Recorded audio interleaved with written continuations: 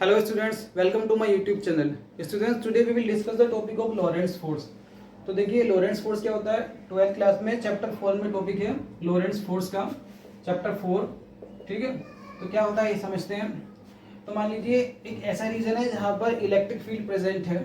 Electric field present है, ये जो स्ट्रेट लाइंस हैं ये इलेक्ट्रिक फील्ड को रिप्रेजेंट कर रही है। इलेक्ट्रिक फील्ड का मतलब यहाँ कहीं पॉजिटिव चार्ज वाली प्लेट होगी, यहाँ पे पॉजिटिव चार्जेस रखे हुए होंगे, पॉजिटिव चार्ज वाली प्लेट है, यहाँ नेगेटिव चार्ज वाली प्लेट है, तो बीच में इस रीजन में ये इलेक्ट्रिक फील्ड बन गया है। ठीक है, और इसी रीजन में इसके परपेंडिकुलर पे मैग्नेटिक फील्ड भी है बच्चों। इसके परपेंडिकुलर में क्या लगा हुआ है, मैग्नेटिक फील्ड।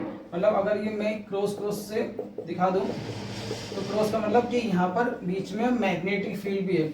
इलेक्ट्रिक फील्ड जो है वो तो एक्स की डायरेक्शन में है, इस तरीके से ये इलेक्ट्रिक फील्ड की डायरेक्शन है, जबकि जो मैग्नेटिक फील्ड है वो इस तरीके से लगी हुई है। Magnetic field perpendicular to the plane of the board, मतलब इधर कहीं नॉर्थ पोल है मैग्नेट का और जिधर बोर्ड है उसके पीछे कहीं साउथ पोल है मैग्नेट का, तो इस तरीके से ये मैग्नेटिक फील्ड है। मैग्नेटिक फील्ड इस तरीके से है, इधर नॉर्थ पोल है, पीछे साउथ पोल है, तो ऐसे मैग्नेटिक फील्ड लाई जा रही है। और इधर जो इस तरीके से जो है वो इलेक्ट्रिक फील्ड है। इलेक्ट्रिक फील्ड जो है वो एक्स की डायरेक्शन में एक्ट कर रहा है और जो मैग्नेटिक फील्ड है वो जेड की डायरेक्शन में एक्ट कर रहा है। This is the direction of magnetic field. That means electric field E, जिसको ई से रिप्रेजेंट करेंगे, और मैग्नेटिक फील्ड को बी से रिप्रेजेंट करेंगे। दोनों एक दूसरे के कैसे हैं, परपेंडिकुलर लगे हुए हैं। इलेक्ट्रिक फील्ड और मैग्नेटिक फील्ड दोनों ही एक दूसरे के परपेंडिकुलर रीजन में है। मान लीजिए आपने इस रीजन में एक चार्ज को रख दिया जो मूव कर रहा है। इस रीजन में हमने एक चार्ज लगा दिया, इस रीजन में हमने एक मूविंग चार्ज अप्लाई कर दिया, मूविंग चार्ज इसको रख दिया इस रीजन में।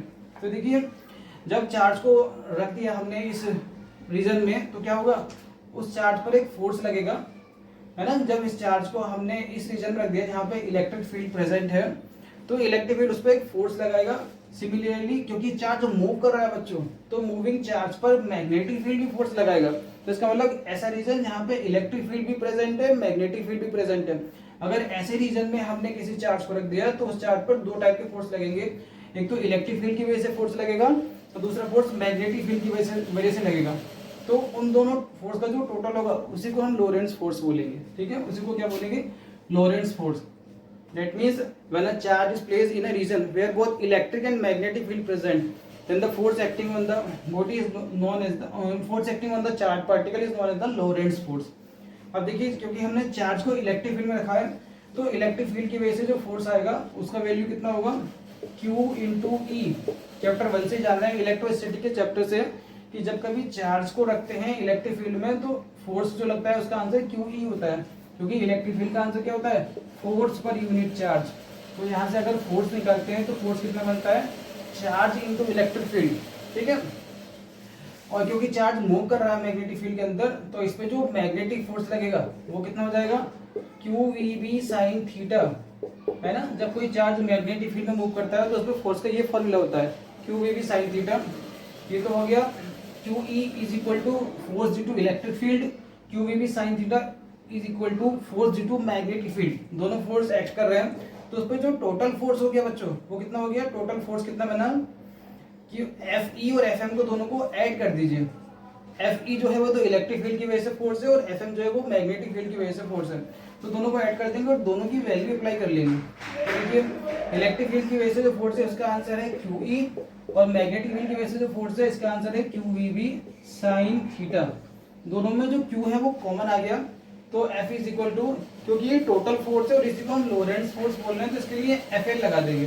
लोरेंट्स के लिए सिंबल L।